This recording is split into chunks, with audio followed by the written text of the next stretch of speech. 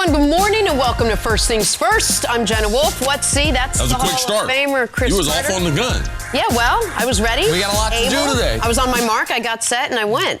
This right here is Nick Wright. We do have a lot to do today because what starts tonight? The NBA starts this evening. The NBA starts this evening. Yep, the NBA season gets underway tonight. We got two games we'll talk about, and Bosh is going to be here to help us break it all down. Yep, finally got an expert. The turmoil surrounding the Philadelphia Eagles might be finally boiling over, but we got to start today's show with a little Monday Night Football. So here's the deal. They had a game last night? Kind of. Here's the deal, guys, in the AFC East, and I'm going to choose my words carefully. The Patriots are really good, and the Jets aren't. Tom Brady needed only one touchdown pass to beat Gang Green last night, thanks once again to his stellar defense. They set their sights on Sam Darnold and made life miserable for him, forcing 5 turnovers. In fact, during a mic'd portion of the game, Darnold said he was, quote, seeing ghosts. Patriots are now 7-0, just the third time in franchise history they've started the season 7-0. All right, C, we'll start with you. How impressive was last night's win for the New England Patriots? Well, over the last 20 years, I've watched New England Patriots go up and down the AFC East like it's nobody's business. And last night, it was no different. I mean, Buffalo, Miami, and the Jets. Like, this is disgusting. Like, I'm expecting. Monday night, it should be like a little mini holiday. You get yourself, you work hard, you get home, do your activities, work out, took a Pilates class, got dinner, cooked some stuff on the grill, getting ready for a football game. And what did I turn? With Sam Darnold. Like, I was shocked that the Jets didn't give up any type of fight. I'm talking about the game was over with 8 minutes into the game. I'm like, wow, these are two NFL teams. I really thought the Jets were going to challenge the Patriots this year to at least not win the division, but at least they would be a 500 team and to make it difficult on the Patriots. They could do at least what the Bills did. They could be. They should be at least that good. And even if the record wouldn't be what the Bills record is. I understand Miami is tanking and everything, but what's the difference between what Miami's doing and what the Jets were doing last night? Well, Miami's doing it on purpose. is the difference. That's what makes last night so weird. It was embarrassing for the Jets to not to be able to score in an NFL game. Perfect conditions in a home game, and they cannot. Especially after what they did yet last week. It's mind-boggling to me, the difference in who the Patriots are, how they execute, and these other teams. And I'm going to tell you the schedule. I know typically the NFL, 345 Park Avenue, people think they have it in for the Patriots. But that first place schedule this year has been the easiest first place schedule that I can ever remember. They've taken advantage of it. We thought coming into the season they would have the best secondary. That's true. We thought they would have the best corner, Stephon Gilmore. That's true. We didn't know they'd have the best safety. We didn't know Devin McCourty was going to be the best safety in the NFL, even though we did think with the secondary, and this defense right now is playing at an elite level. So this was as one-sided as a game in perfect conditions with healthy players. Sam Darnold, Le'Veon Bell, and they were not a threat to score. Real quick, you mentioned the schedule. This is where, and people can say, how do the Patriots always get lucky? This is just random dumb luck in this regard. You have your division games, your strength of schedule games, and then every team plays a division. So this year, every team in the AFC East draws the AFC North and the NFC East. Those happen to be the two worst divisions in football midway point through the season. That's how, even having a first-place schedule, you can have an opening 7 weeks where the only legitimate team you face is the Buffalo Bills. And by the way, that's the only team that played the Patriots close and threw a scare into them. But to me, yes, the Jets are bad. And it's even worse because Darnold 5 days ago said, this offense right now feels like it can be unstoppable. And they were the exact opposite of that last night. But to me, this is more about the Patriots. We are almost halfway through the season. Through 7 weeks, no team in the Super Bowl era has ever had a greater point differential. This is the best point differential since a 1920 team from Buffalo, whose last name I'm forgetting right now, whose team name I'm forgetting. In 100 years, this is the best point differential we've had. This is, through 7 weeks, the best pass defense in the history of football. I understand the competition. I understand they haven't played a single good quarterback, aside from Big Ben in week 1. They have allowed 1 passing touchdown and 18 interceptions. They are allowing a passer rating of 35. Wow. Jenna, you know I love to mention this. If you spike the ball, your passer rating is 39. They're allowing one of 35. What you're seeing on the left is what the Patriots are doing. What you're seeing on the right is what the second place team in every category is doing. They are markedly better through 7 weeks than every other defense in football. And that, to me, is the biggest story from last night. The Jets, listen, they didn't look much different with Sam Darnold or Luke Falk. That is problematic for them. But the Patriots' dominance on defense has been jarring to me all year long. So that's just it. The reason they've been so good and so dominant is probably because, and mostly because of their defense. So then I have to ask you, is their offense the only thing that can hold them back if they're going to make another trip to the Super Bowl? And their kicking game. We are concerned about their kicking game. They're on their second kicker. Their kicker's on the injured reserve. You can see that their philosophy from midfield to the plus 35 is totally different than what it would be. They're going to take more chances. Also, he knows the type of defense that he has. So not only I'm not used to this kicker, he's not as dependable as the last 2 kickers I've had, but I know I got a great defense. So even if I do go for it, it's not a matter of do I believe my offense can get it, but I don't believe you're going to be able to move too much on the defense. And when you look at the AFC teams, how they're stacked up, and I'll just take Kansas City for an example. You have to look at the Patriots offense and say, okay, that's their worst unit. Now you need to go around the league and start looking at, okay, what's the worst unit? Kansas City, their defense. Is New England's offense better than Kansas City's defense is bad? I would say absolutely yes. So can they carry them? Yes, because they're not going to get in a contest where Tom Brady's throwing the ball 40, 50 yards down the field. You try to blitz them, they throw it sideways, they throw it short. Last night, I saw they were in a pass protection where the tight end, Ben Watson, he chipped on the outside rusher, and the wide receiver came in motion, he chipped on him. They had a 7-man protection with a tight end and a wide receiver. I had never seen NFL teams do that. So they know what their weaknesses are compared to other teams. So can this team carry them to a championship? Yes, the same way their defense carried them to the first 3 championships. And right now, you mentioned Kansas City. In the AFC, with respect to the Colts and the Texans and the Ravens, the Chiefs are the only team, I believe, at full strength, and we saw it last year, who can compete with the Patriots at the highest level. I think even the limitations on offense, the defense is so good. Now, the NFC's got a number of teams. The NFC, if the Patriots were to make their 4th straight Super Bowl, have a number of teams that can, to me, present major problems for New England. But you saw last night, and I understand that the announcers and some people were a little critical of Belichick for keeping Brady in the game and continuing to throw passes.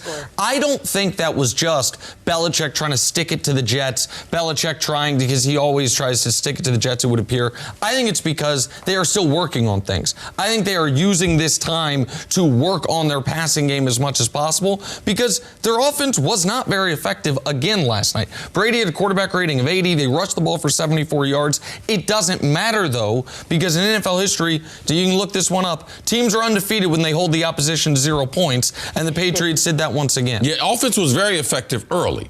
Throwing the ball very, very short. Then you realize they turned the ball over 3 times. Why do I need to take a bunch of chances? They are a work in progress. The only reason why I use Kansas City is because typically that's the matchup. But I could go team by team. I believe there are teams that match up better than Kansas City. I just don't have the time to be able to do it. But when you look at what's the worst unit on every single team, can you exploit that weakness? New England protects themselves. They got a bad offensive line. That's why they haven't been able to run the ball. That's why Brady can't hold the ball. So they're not going to let you take advantage of them, and that's what you can see in last night's game early. What is their first test coming up? They got the Browns next week, and then when's the first real I mean, I guess it depends on what you think of the Browns, and then they're at Baltimore. If Baltimore could be a good test. If Baltimore's not a test, then we're left to only Kansas City in the AFC, unless you trust the Texans or the Colts. But the NFC's got a bunch of teams, I think, that the problem with that is you're getting to the Super Bowl, and you got the extra they've been there 10 times. Yeah. All right, you got 2 weeks to prepare. Right. It's just like we said, Jenna. It's either 15-1 or 14-2. That's if they decide to give away the last game of the season. But you can guarantee that the Patriots, just like we said, they are going to cruise through the regular season. And I do believe that they will be tested. I do believe that test comes in Baltimore. Patriots beating the Jets last night. They are 7-0 for the first time since 2015. What's ahead? You can't always predict the future, but you can game plan for it. Generations of families and businesses have harnessed the power of Pacific to help them reach their unique goals. Whether you need to save money to meet your needs, ensure your family is protected, or make sure you don't run out of money, Pacific Life has a variety of financial solutions that can help. Pacific Life counts more than half of the 100 largest U.S. companies as its clients and has been named one of the 2019 world's most ethical companies by the Ethisphere Institute. Protecting what matters most to people for 150 years and counting, that's the power of Pacific. Ask a financial professional about how Pacific Life can help you game plan for your future, or visit www.pacificlife.com. Jason Garrett's fate has been a big topic of discussion for the team this season, especially after they followed up 3 straight wins with these 3 straight losses. Also because Garrett's contract doesn't extend beyond this season.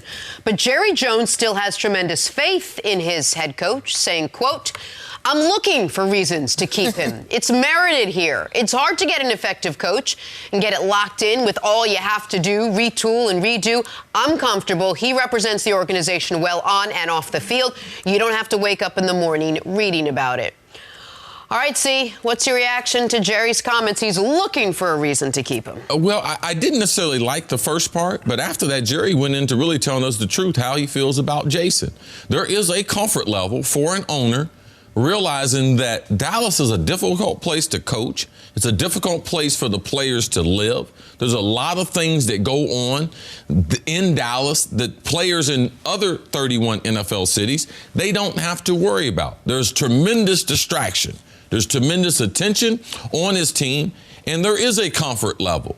And you have to, regardless if you're not comfortable with Jason Garrett, you have to respect the owner of a team. He's been an owner over 30 years. This is the guy that he likes. He likes doing business with him. He likes talking business with him. But right now, he doesn't know, am I going to move forward? So I'll go back to the beginning. He said it. He's telling the truth. That's why I didn't extend him. I'm looking for reasons, either through my players, through the coaches, especially Kellen Moore, John Kitna. They're the latest additions to the staff.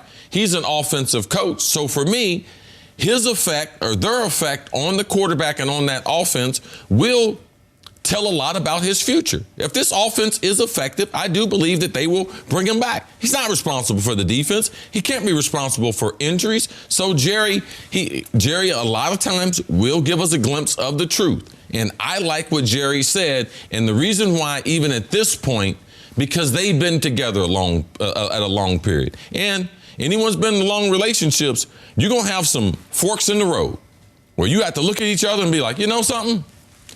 I don't know if we should be together. Well, is there a reason for us to move forward? Do we need to get some counseling? And right now, they're at that, looking across from each other. Yep. Do we proceed? And how this team performs on the offensive side, to me, that's how he gets the extension. Yeah, that very first sentence, it does sound like a marriage on the rocks. Like we're trying to find reasons to stay together. We're trying to find reasons. I'm searching for reasons to save the marriage. That's what my buddies tell me, the ones in struggling relationships. I'm not in one, but that's what they say. That's what word on the street would be. Yeah. And so, but everything after that, I agree with you, see. He did lay out the best reasons for keeping Jason Garrett, which is a level of comfortability. a level of you know what you are going to get for good and for bad. Listen, Jason Garrett is not some elite motivator. We know that. And I don't know if he is an elite X's and O's guy. But he is not, when you look across the league, he strikes me as a guy that is right around average in an enormous amount of categories. I think he's average on game management. I think he's average on, does his team come out ready to play? Yeah, about as often as the other teams in the league. You look confused, you look skeptical. Well, nobody strives for average, even if it's across all the boards. No, but sometimes you strive for consistency. And sometimes the devil you know is better than the devil you don't. And I think that because they had the success they had last year, Jerry went into this believing they can build on that. Now, there is also a reason he doesn't have a contract extension. I don't think Jason Garrett's job is safe going into next season. I think it will depend on how they do over the final 9 games of this year. If they don't win the division, I don't think Jason Garrett has any chance of coming back next season, barring an injury to Dak Prescott or something cataclysmic that just submarines their season. If they don't win the division, he's not back. If they make it to the conference championship game, he's back with a long extension.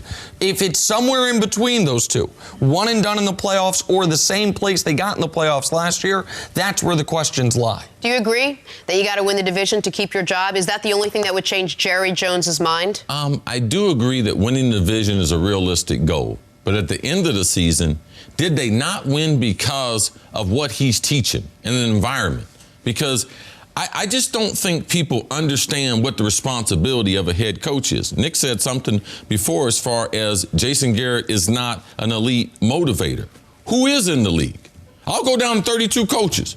You tell me a bunch of guys that they're motivating kids. There's not a lot of them in pro football. I was very, very fortunate. I happened to have a couple of them, that being Dennis Green and that being Buddy Ryan. But an NFL head coach is not thinking, I need to motivate a guy who's playing football at his highest level. So that's not, he gets criticized for something that is not even something that players are looking for. When you come to work in the NFL, you're one of 1,600 of the best players in the world. If you're a starting receiver, say, for instance, there's 32 teams, there's 2 starting receivers, you're one of 64. I don't need no one to get me motivated. I need someone to teach me pro football and to teach me how to do my job a little bit better. That's what guys are looking for. So for me, I believe that Jerry Jones has it right. He's got the right coach for his organization. The players, when they don't play well, you know what announcers do? We always criticize the coach compared to they have not performed in the biggest situations the way they should to their talent level. So now let's just blame the coach. So what is Jason Garrett great at? I believe he's done a great job as far as organizing the talent. They've picked out the right guys for him to be able to coach. He's also killed a lot of the chaos, a lot of the noise outside the building. Players in Dallas, they like him. I believe his football IQ is very, very high. He's a very honest guy. And a lot of times in the NFL, you don't get that with your coach. You get a lot of dishonesty, a lot of two-faced it. They say something to you, then they go somewhere else, and then they say something else. So for me, those are the things that I think Jason has done a good job at, and I believe it's underrated when you're able to do those tedious little things well. I think he's great at not drowning in the noise surrounding Dallas. I think he's great at dealing with the fact that his owner is going to give comments like this every single week. I don't know that he's great at much else, but I watch, as all of us do, the entire league every week. Man, there are a lot of teams that would kill. You said you're not striving for average. Man, I watch the way some of these teams are coached, the way some of these teams come out, and I say they have been searching for an average head coach in that city for how long? Like, how long have they been rolling over because they've had wrong hire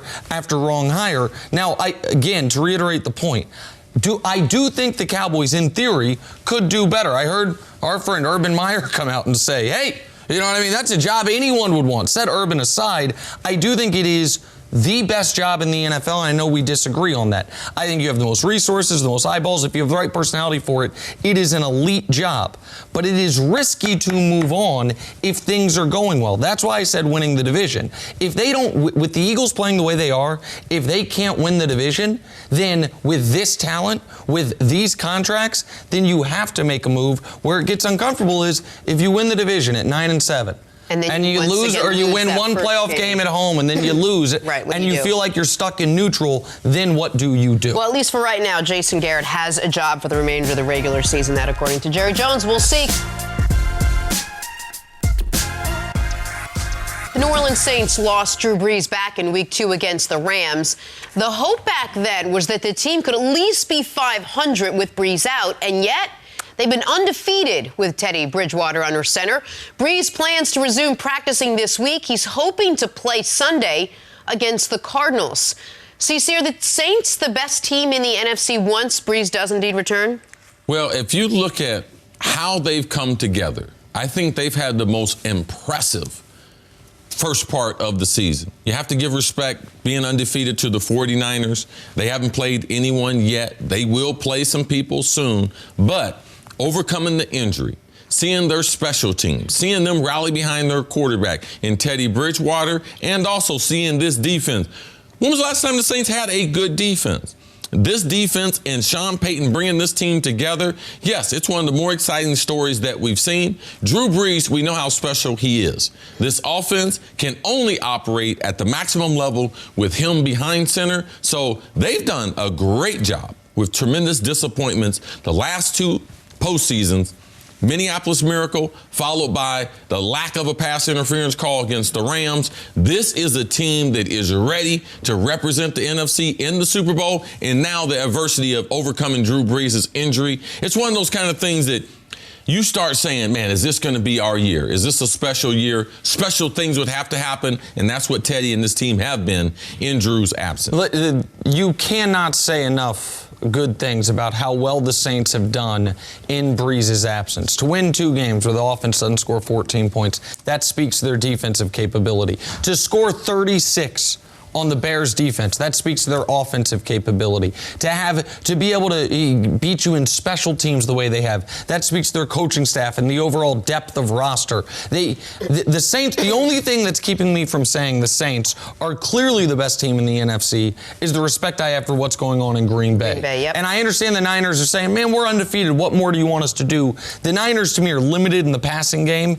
and I want to see them against the best of the competition. Their defense is right now the best in the NFC. But the Saints right now, to me, the Saints and Packers both know exactly who they are. And see, as you were talking about earlier in the show, when you're going down, what is a team's weakest unit? When it comes to the Saints and the Packers, I don't know the answer to that.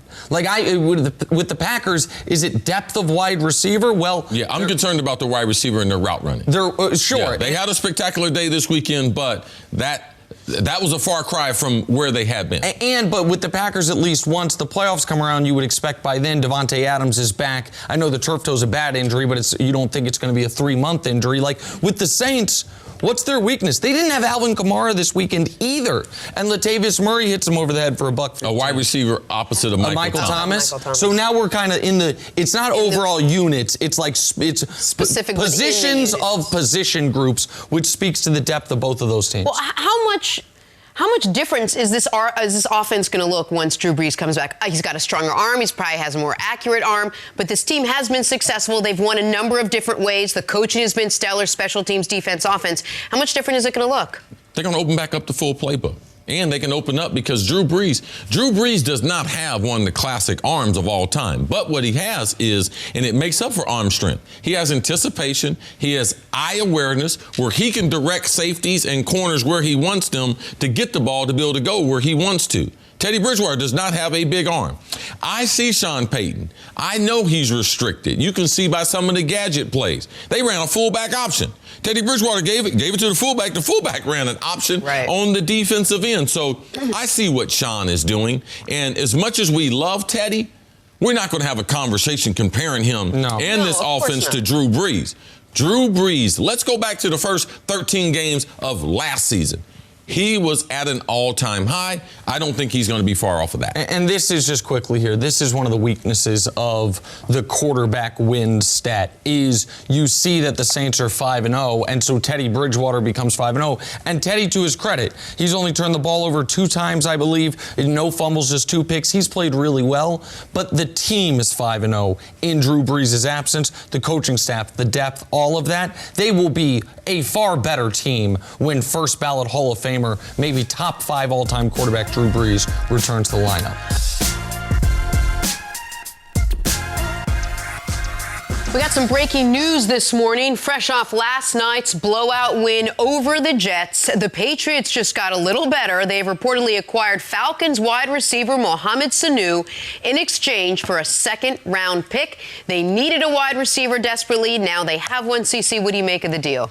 Well, who is Mohamed Sanu? He's a great guy. He's well-respected around the league, a good route runner. He's a big, physical guy, has played some special teams in the past. He's got a background. He came from Rutgers. Coach Belichick has he loves players from Rutgers. There's a number of players from Rutgers on the roster. He also feels the void for Josh Gordon. To me, it lets me know that the Josh Gordon injury is a little more severe. Well, why? Well, why'd they go after a big receiver compared to the small guys that they have? They have 3 small guys now outside of Edelman. The 3 small guys will play the Z receiver, which is to the tight end side. Edelman will continue to play the slot. Ben Watson, as we saw last night, will rejuvenate that tight end position. He is a good blocker. He is an ample receiver. Great guy to have in the locker room. So Mohamed Sanu will help have that physical presence, and he's a great guy.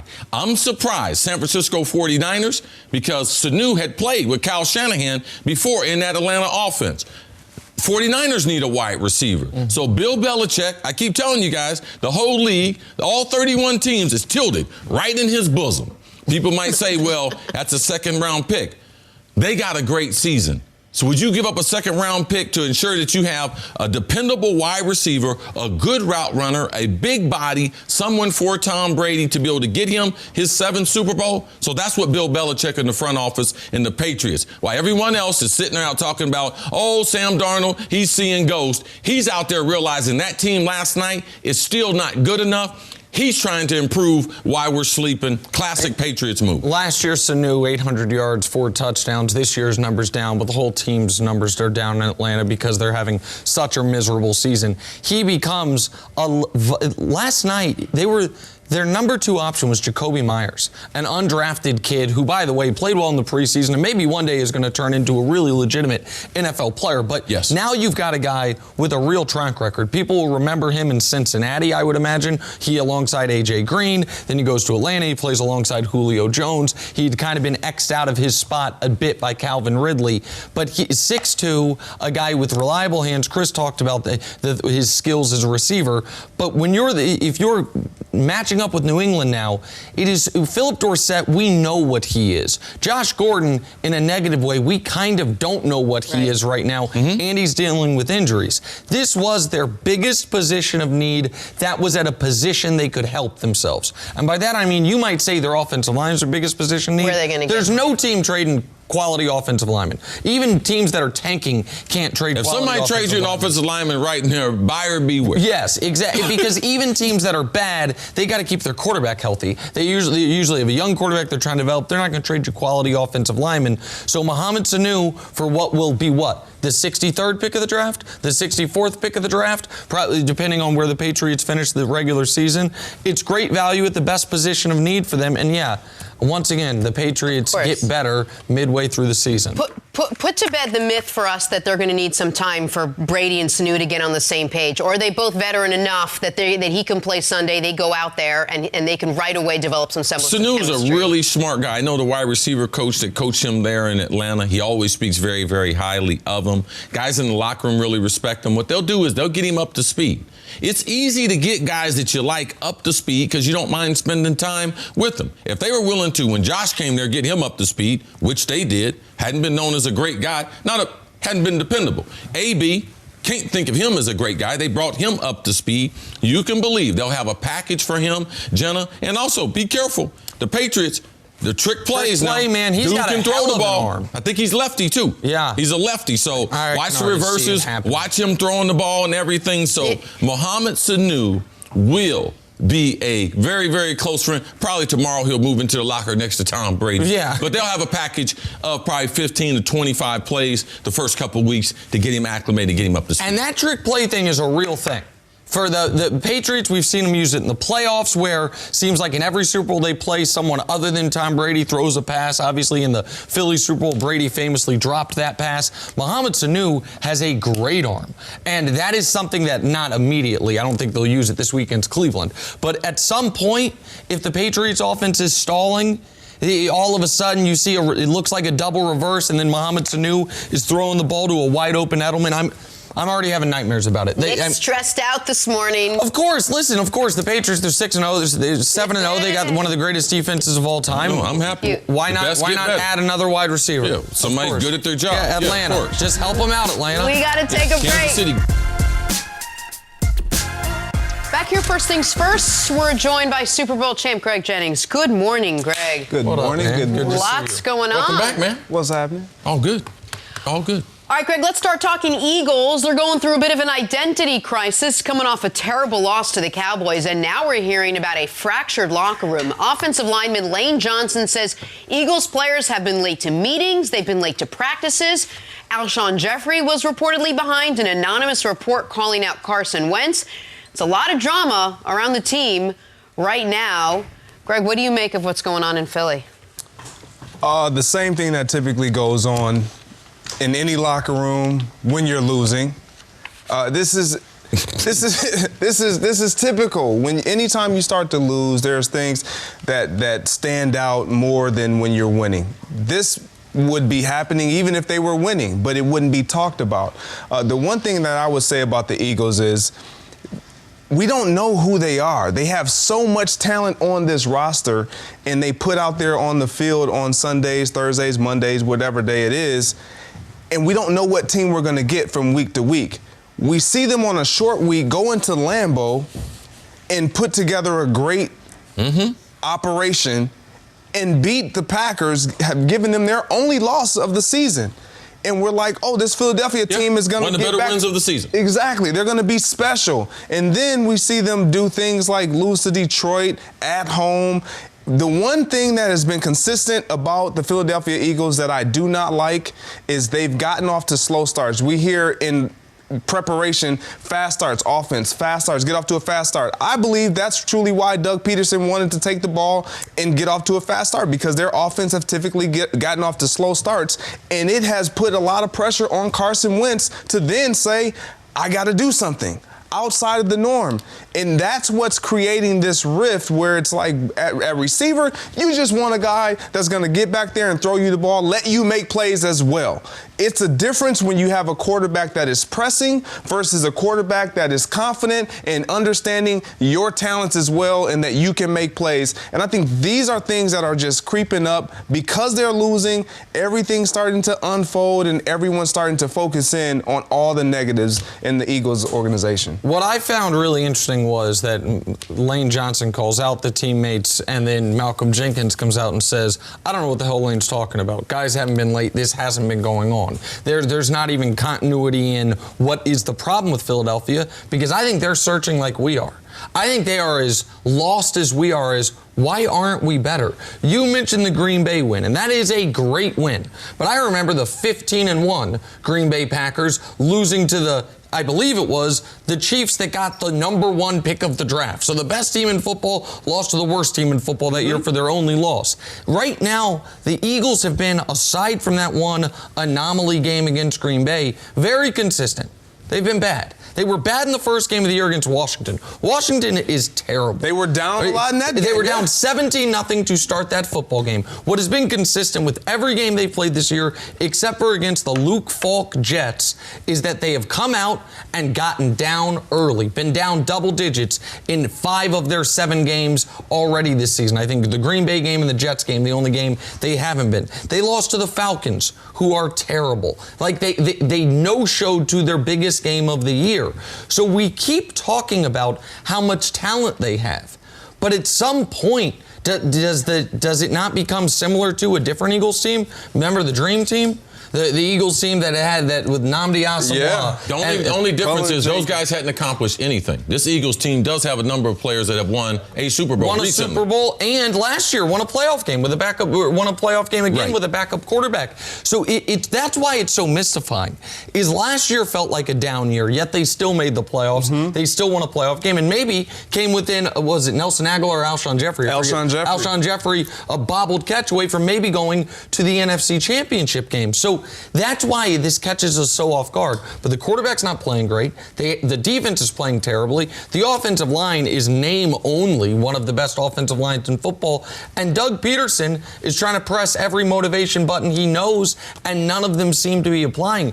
Right now, the Eagles just aren't a good team, and that's probably why you're seeing the backbiting and the criticism spill out of the locker room. We talked about this earlier, and you said the biggest problem is that you're hearing about leaks, is that you're hearing people talk about the team, and they haven't even addressed the actual on-field issues. It's all this other noise that's going on, which has to get fixed before you can even button everything up on the field. Right. The most alarming thing is that they had a player say something about it.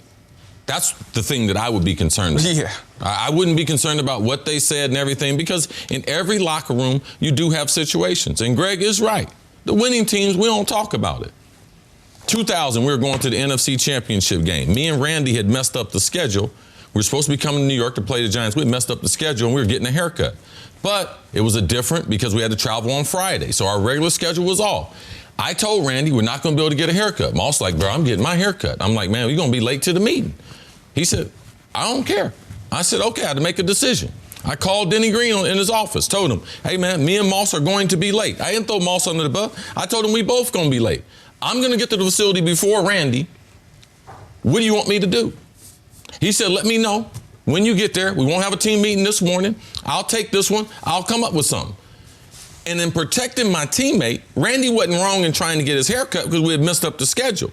But I would never let no one know. Right. It's after the fact. I'd never let no one know. That's in year 2000. We got beat, dog, 41-0. If I had let people know that, they'd be like, oh, you guys ain't focused. Oh, No, you take that kind of stuff because we're a team. I don't know what Lane was thinking about when he decided that I'm going to give some outsiders information about my family members. He didn't do himself any justice, and he definitely didn't do the team any justice. Malcolm Jenkins is a guy I trust. I've been knowing him since he was in high school in Jersey, went to Ohio State. He said, I don't know what he's talking about. He's not lying because the team that he sees, everyone is on time. It lets me know that offensive line room, guys are being late to the meeting. Guys aren't attentive. Guys are missing assignments. So Lane's not making it up. He's talking about his meeting room. The guys, which they got a lot of veterans. They got a couple draft picks in there of recent, but that's what Lane should have said. He should have said, my group is not playing up to the level we should be playing at. Guys aren't paying attention to details. They're late to meetings. He should have. That's leadership compared to snitches get stitches. Somebody need to talk to Lane. And typically when your best players are your highest paid, you got a conflict. Because ain't nobody in that locker room go to him unless it's Fletcher Cox or someone. So they got real problems. This is not media created stuff. They got real problems, and if they didn't make the playoffs, I wouldn't be surprised at all, Greg. Yeah, I'm with you there. The fact that Lane Johnson did mention something to public sources, that's problem in and of itself. I don't care if you are winning or if you're losing. That's just a no-brainer. What happens in the locker room stays in the locker room. If something's happening, if the media comes to you and say, Greg, one of your teammates told me you guys are having players are late to meeting, what would you say? Who's the player? Right. I'm acting, what are you talking about? Even if I know it to be true, absolutely, I'm not going to give you that validation or the confirmation. Even if in Malcolm Jenkins' meeting room, even if there are guys being late, you would expect him to say exactly what he said. Man, Lane, I don't know what Lane's talking about because of what you guys are saying here. But the other issue here, Jenna, is the comments about the quarterback. We have a lot of bad quarterbacks in this league who get endlessly, anonymously or publicly on the record, supported by their teammates, by their coaches. You have guys who are clearly the problem for a team. You see that in Chicago. You see that in other places where the quarterback is the epicenter of the issues.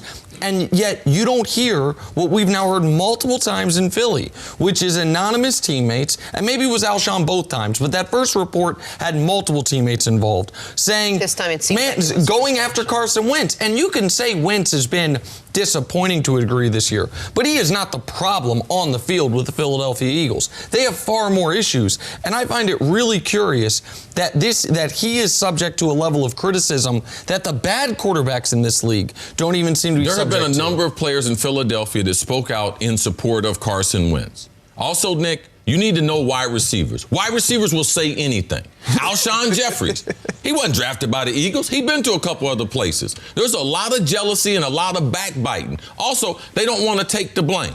All right? They don't want to take. Since D-Jack's been out, their passing game hadn't been the same. Right. So Alshon, God forbid, look at himself.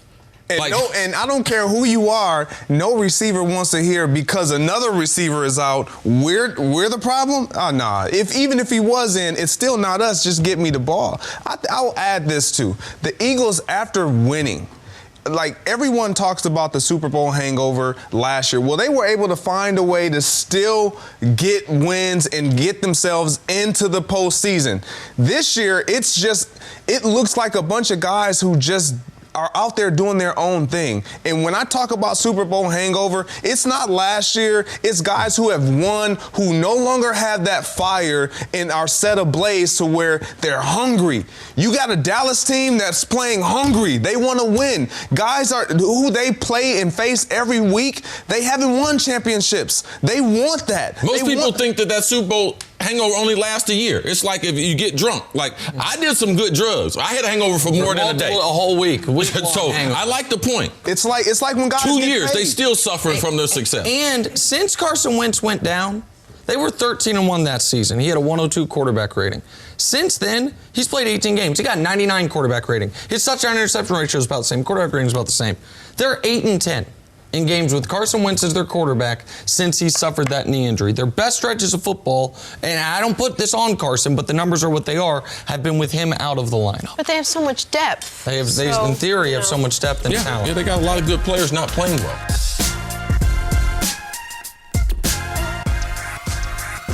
Back here, first things first. Look who's here. 11-time NBA All-Star Chris Bosh joins the show. We had to do it. What's up, Appreciate man? it, man. We had to do it. We had to do it, man. I got so tired of this dude calling himself an expert. I said, I'm getting ready to bring in one, import a big one. 6'10", your official height. Yeah, 6'10". Okay. I mean, Even with now the they're making new one, everybody shorter. what would the new ones be? The new one, it'd be 6'10" still. Okay. Yeah. Because these are your broadcasting shoes. You don't have to take the shoes off of that. Yeah. 6'10". I'm good. And, Okay. 6'10" and without the shoes. I know he's not in yet, but no matter, I don't know what Michael Jordan would say, but Hall of Famer Chris Bosh. On his way. Thank you. Yeah, I mean, Yeah, Michael Jordan process. said ain't nobody a Hall. Steph Curry Well, ain't dude's even still a Hall of playing in the Famer. game. Dude's still playing in the game. He ain't a Hall of Famer yet. Okay. Yeah, Steph Curry's got a long, nice long career. way to go. He can have not a a long MVP. Not a long way to go. Just a nice long career. More bodies of work to do. All right, Chris, let's talk about the NBA season, which opens tonight. And while all eyes were focused on the Pelicans-Raptors game to see the debut of one Zion Williamson, those eyes will now need to focus elsewhere. We learned Zion's out 6 to 8 weeks with a torn meniscus, so that timetable puts him back in mid-December. Now, in 4 preseason games, Zion averaged 23 points while shooting 71% from the floor. Ooh. Chris, you concerned that injuries are going to keep Zion from reaching that superstar status? Hasn't played a game yet, might already need surgery. Yeah, I mean, that's a tough thing. First and foremost, you want to be out there playing. We haven't seen him much on the court yet. He's had a phenomenal preseason, showing his athleticism, being with the team, getting that young group ready. But, yeah, you got to be concerned because injury we've seen injury derail many careers, and he's at that age to where he doesn't even know how to really, get his body ready for the game. This is a different beast, a different game. We haven't seen him much at the collegiate level, and we haven't seen him much at the pro level. And, knees, that's a very, very serious thing. So, he should take it easy for the next 8 weeks, get his body right, but also, learn the mechanics of the body and get that extra training and stretching and dietary and all that stuff. That's what he should work on for the next 2 months. So much of this is really concerning for me. Also, while I don't pretend to be a medical expert, I did a lot of reading on the meniscus yesterday, and it seems like there's 2 ways to treat a meniscus injury. One is a trim, and one is to sew it. Right. Now, the trim gets you back on the court faster. It's Yeah. more likely to lead to long-term problems. Yep, just like any other trim. Right. Able to get you. Right. Yeah. Sewing it is the way to fix it in theory permanently or long-term, but you're out 3 to 4 months. Oddly enough, I would be less concerned for Zion if they were saying he's out 3 to 4 months, because what this 6 to 8 weeks tells me is they're going to trim it, which could lead to even more issues long-term in his career. In fact, I think it's your teammate Dwayne Wade that said having the meniscus trimmed is what led to his long-term knee issues. If he could do it over again, he would do it differently. He would have had it sewn and he would have been out. He banged knees in summer league, so we didn't get to see him play then. You mentioned he turned his ankle in college. He missed time then. And now we're not going to see him the first couple months of the season. I hate this for the player, and I hate this for the league. The NBA is so unique in this regard. Can't miss guys in the NBA they almost never miss, unless because of injury. It is so different than baseball or football, where guys highly touted #1 overall picks. Man, sometimes in baseball they never have a real major league career, and in football sometimes they never pan out. Right? Yeah, in the NBA, guys that are projected like Zion become multiple-time All-Stars. Usually go on a Hall of Fame track like Chris Bosh. The only thing that I can see derailing him is injury. And he's already hurt. He's already having a surgery, Chris. It makes me anxious for him and for his future.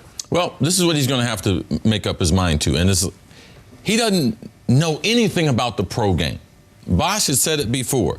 You have to understand not only your body, how special it is. There's some special athletes playing in the NBA. Russell Westbrook, I would say, is the most athletic point guard we've ever seen. LeBron is the most athletic 3 that we've ever seen. And Zion, he's the most athletic 6'5" guy that we've seen. But Russ, last 3 preseasons, Russ has had a procedure every year with his knees. Why has Russ his play suffered? Not only his health, he can't get up and down the court, he can't explode, you can't do it as frequent, but because he don't have a jump shot. So for me, the most 2 important things become his weight, getting in the ideal playing weight, I believe is around 260 right now. Now we have to experiment with it. He's a big boned guy. He's got a big rear end on him. So he is not a 220 guy. If a guy came into the league and was too thin, Chris Bosh out of G-Tech, we got to put some weight on him. Zion, too big, got to take some weight off of him. We're all trying to find that right weight. The next thing becomes most important. He's got to develop a jump shot, intermediate shot, because that takes pressure off him trying to get to the hole. Where does he use his most athleticism? Trying to get past a guy and trying to finish at the rim. If you can't shoot, then it puts so much stress on the rest of your body trying to get in the lane, trying to elevate. So as we watch him develop, as we watch what is his ideal playing weight, we need to watch the fundamentals. The difference between the good players and the great ones are they don't have holes in their game. They can dribble with their left and their right. They can finish at the hole with their left and their right. Those are the things, Zion, that we should be concerned about. The knee issue, I believe, will work itself out. But, Chris, you also have to look at this from the Pelicans' perspective. They've got this amazing new toy that everybody wanted. They're desperate to get it out there and let people come pay money to come see it. Now they have this question. Do you try to rehab it? Do you fix it and get him back in 6 to 8 weeks? Do you make him sit out even longer so he's back for the long haul? Is it the player's decision? Will he have some say in how he wants to go as far as recovery and treatment? He does, but I think we're at a new day and age in the league where the teams are more aware. I think we've seen enough injuries derail careers, and we've seen enough injuries go from a small thing to a big thing, and ended up, just being nagging for guys for years and years. They don't do well for the organization. Organization can't sell tickets. They don't win games. I think they're going to take it very, very easily, very slowly. I mean, I remember Blake Griffin, and he missed his whole entire rookie year. Blew out his knee. Yeah, blew out his knee. Now, we don't know what exactly happened. Could he have played that year? I'm sure, because he's a young man. He could have recovered quickly. But in this case, I'm pretty sure that the Pelicans have everything on deck they're outsourcing medical staff to help out with this situation. And, as long as they take it as a serious situation and make sure he heals properly, that's the most important thing. This is where I think it's great for the Pelicans that David Griffin's the man in charge. His time horizon is not 12 months, it's 12 years. He's thinking about the long-term health of the team, and those season tickets already been sold. It's a bummer for the people who paid for them, but we remember the clip of the ticket office when they won the lottery. That money is already in the cash register, so to speak. I am curious, though, even though you and Zion, obviously, drastically different bodies, when he does come back, there are going to be times where he has to guard guys on the block. He's going to be undersized in that regard, but obviously he can jump out the gym. When someone, even in today's NBA, people still post up occasionally. When guys post up, where's it putting the stress on his body? Where are the pressure points there? Because we know weak side flying across the court getting a block, he can do that. But when he has to guard a guy one-on-one, especially a guy taller than him, when you had to deal with a guy who's maybe a little thicker than you, where's the pressure points on his body in that regard? I mean, it's more so upper body. You have to have tremendous upper body strength just to be able to hold down in the post. It gets tricky when you start moving left to right. That's why the knees are so serious.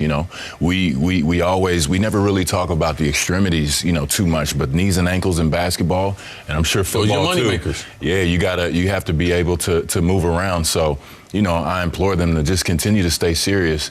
And as a young guy, he's going to want to play again. He's going to want to I'm sure he could probably dunk right now, a day after surgery.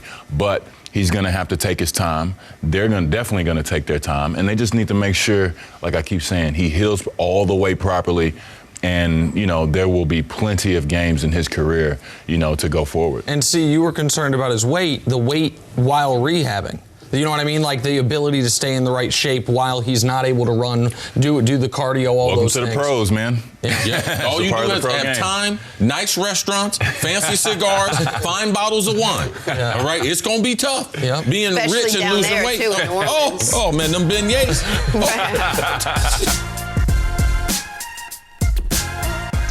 It is now time for Nick's favorite part of the show. Nick makes a list. Today you are ranking the best teams in the NBA. Nick, go for it. All right, as I often do, I'm going to do 7 here. To me, there are 7 legitimate contenders for the NBA championship.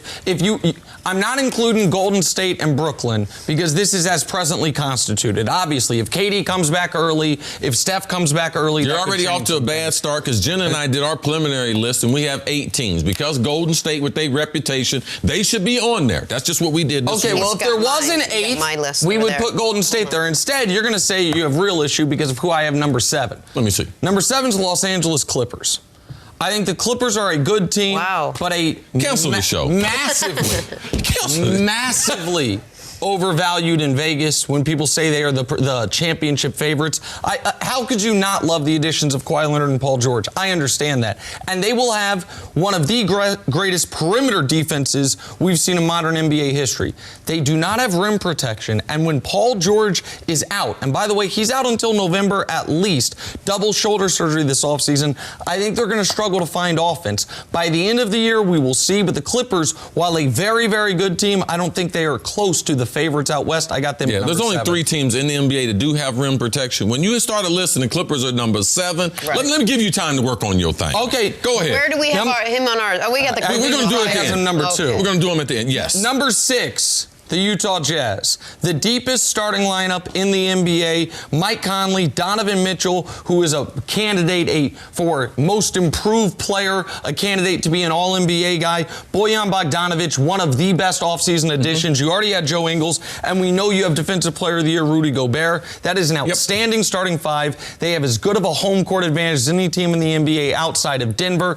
Utah, while I understand if people are skeptical of them come the postseason, in the regular season, they will be a juggernaut. They're number 6. They're going to win a lot of games, and the problem becomes in the postseason. They're going to be a tough out. So how much energy are you going to have to exert to be able to knock them out? So I do like them being on the list. And which of these teams in the West, you're going to see 5 teams in the West out here, are going to be playing each other in the first round because you have 5 outstanding teams out West. Number 5, the Denver Nuggets. Denver, last year, the 2 seed, Nikola Jokic, even for skeptics such as myself, he was really outstanding offensively in that playoff run, in that game that seemingly went to 11 overtimes. He played almost every every minute and showed that the weight wasn't going to hold him back. They are the biggest candidate to me, for a major midseason addition. They have the assets and the cap situation where they could add an all-star midseason. I've got Denver at number 5. You talked about Utah having the best start in 5. Denver and the Clippers have the most depth. I'm talking about 1 to 12. Deeper than any other team, so I like Denver, and I think the experience they got last year in the postseason makes them another tough out in that Western Conference. Absolutely. Number 4 is the Philadelphia 76ers. We thought they would be the best defensive team in basketball until we saw with Kawhi and Paul George coming together. They will certainly be the best defensive team out east. The only guy that can slow down Joel Embiid in the Eastern Conference has been Al Horford. They are now on the same team. The only reason they are not higher is I got to see it from Ben Simmons before I believe in it. I'm now on your corner with that. But the Sixers should be excellent once again. Yeah, Jenna, we have the Sixers at number 3. We have them coming out of the Eastern Conference and having our number 1 team in the finals. We won't reveal that till you get to the end of this, but you do like the Sixers. Number 3, the Houston Rockets. How can you not like the duo of Harden and Westbrook as far as what it can be? What it will be, we will see.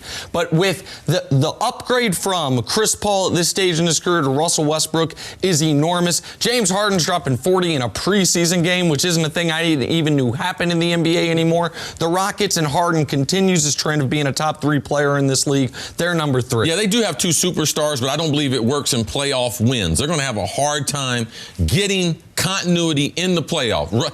I thought Harden getting 40 was a message to Russ. Well, how does Russ get in? I mean, how does Russ get in? So I do think they are a good team, but they're not in our top 4. Number 2, the Milwaukee Bucks. I understand they're going to miss Malcolm Brogdon. I think Giannis is going to come back even more motivated given how the final 4 games of his season played out. They've got everyone back else other than him of note: Middleton, Lopez, George Hill, Eric Bledsoe. We know how good this team was last year, best team in the regular season. They looked like the best team in the playoffs till they ran into the brick wall of Kawhi and the Raptors. That team's now gone. I got the Bucks number 2. Jenna and I think they're the second best team. We do think that they might have the number 1 record in the NBA because the regular season will be important to them, a lot like last season. But if Kawhi doesn't make that shot, does Milwaukee get through Philadelphia? Absolutely right. So there's that question from last year. And then number 1, it's obvious at this point, they have the best duo in basketball. They still have the best player in basketball. They have the best big man in basketball, the Los Angeles Lakers. The only question to me is Frank Vogel and health, as it is for every team. Health, I have confidence in. Frank Vogel, I'll see. I also think the Kuzma injury, could actually be good for them in this regard. I think Kuzma's best role might be 6th man for them, being the offense off the bench. That's the role he's going to have to come into, given the fact that he's starting the year injured. The Los Angeles Lakers, the best team in basketball and the favorite to me to win the NBA Just Finals. Out of curiosity, if KD was healthy, where would you have the Nets? If KD were healthy, I'd have the Nets at number 5. Right behind Philadelphia, Houston, Milwaukee, and the Lakers. If KD's healthy, we're going to bump Houston down. We have them up as far as number 3. Okay. Yeah. That's where we have them. No problem. That's what we Good said. job. The production meeting. That was a great meeting.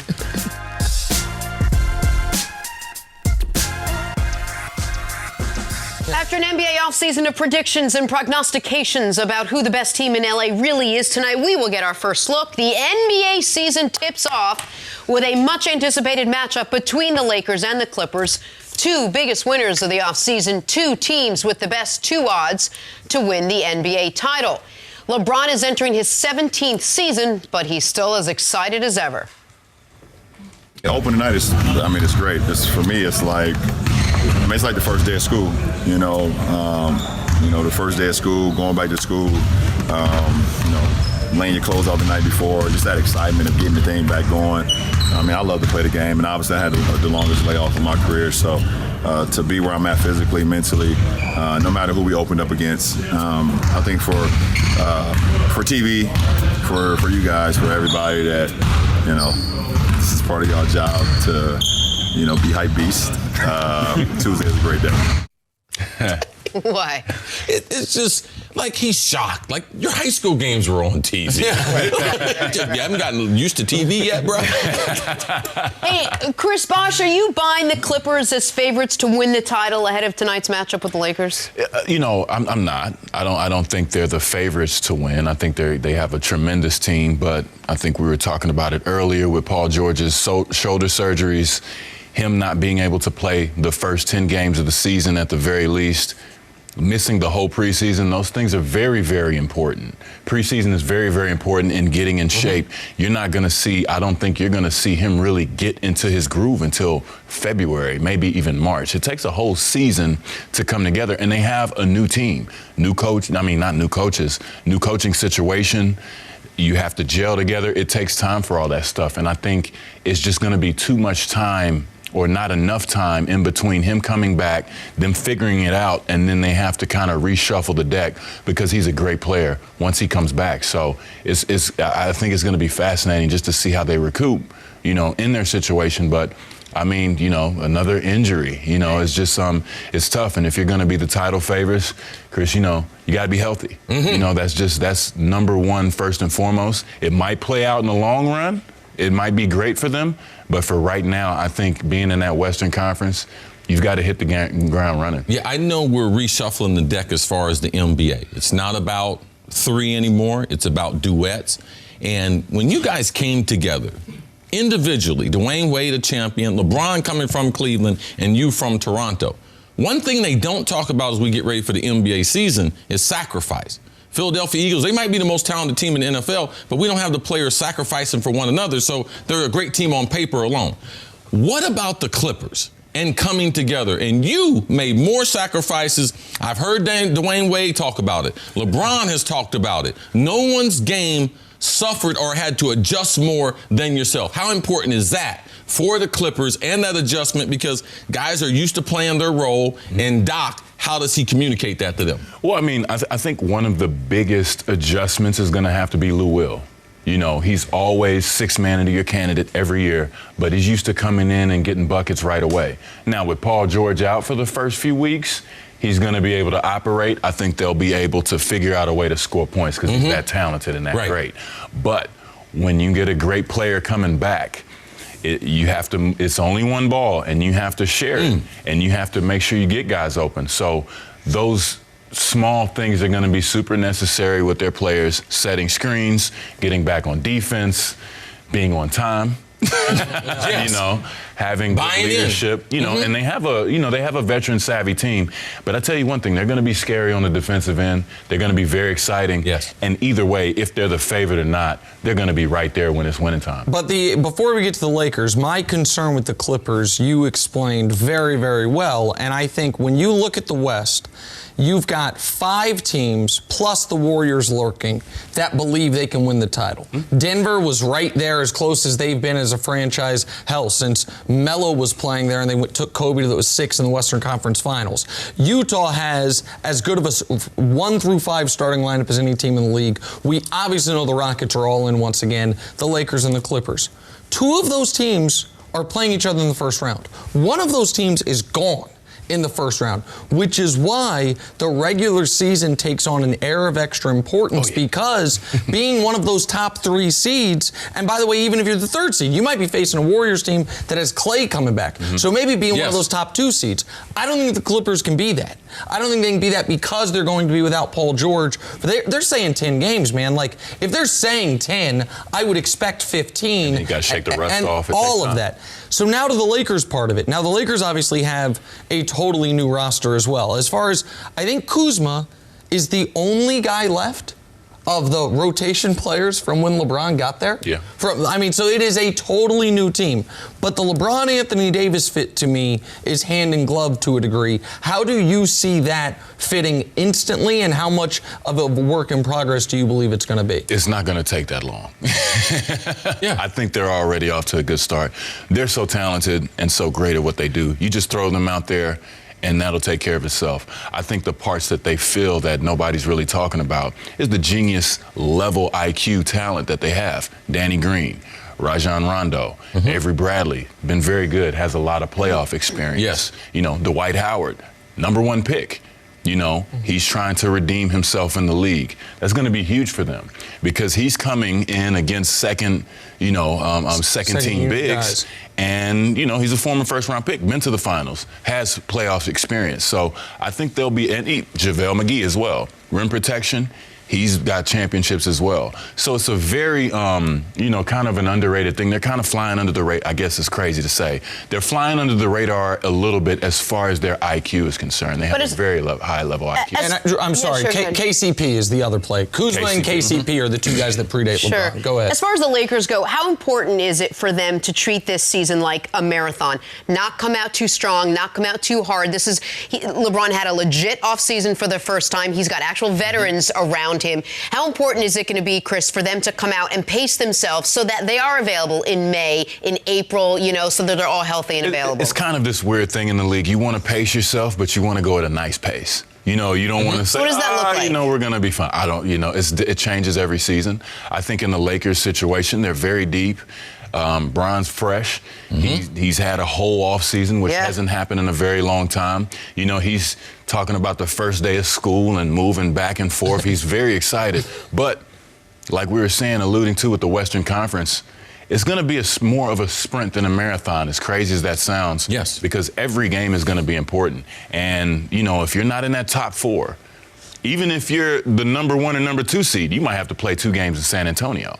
Right. And that's not an easy place to play. So, I think they're going to have to find their balance, but at the same time, they're ready to go. Yeah, I don't think load management is going to be much of a key this year, even though we are going to have some teams that are going to have to watch their players. Because NBA players, if I do know one thing, they watch NBA TV. They watch the games, and they will be looking at that, what's the record? So to me, I'm like you. It's not going to be a marathon. You're going to have to run at a quick pace. We saw the guy break 2 hours at the marathon. In the actual marathon. This year in the NBA, that load management, be careful. The Clippers, they can get themselves into a situation with Denver, Utah. All these guys got young rosters that they don't have the same questions as far as load management, and they're putting pretty much a healthy young roster out there every night. And real quick, the NBA tries to backload its schedule for its best teams for after football, so for television reasons.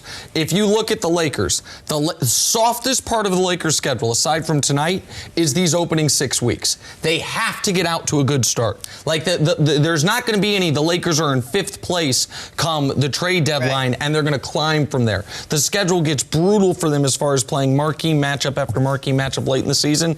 They've got it, to me, get off to something like 20-7 to start the season if they're going to be positioned well for the type of seed they want. Chris Bosh, thanks for hanging out with us. You're back here tomorrow. Yeah, I'm back really? Tomorrow. Awesome. Yeah. That's exciting. Thank you for listening to the First Things First podcast. Remember, leave us a review and tell us what you think. Subscribe to the podcast on Apple Podcasts and catch us on FS1 Monday through Friday, 6:30 a.m. Eastern. For Chris Carter and Nick Wright, I'm Jenna Wolfe. So long, everybody.